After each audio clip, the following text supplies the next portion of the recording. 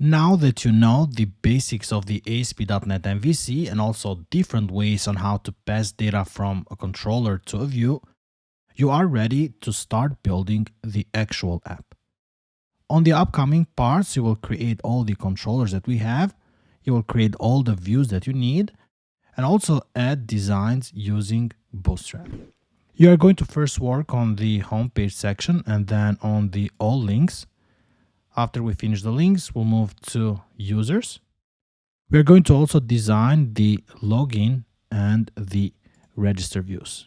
So let's get started.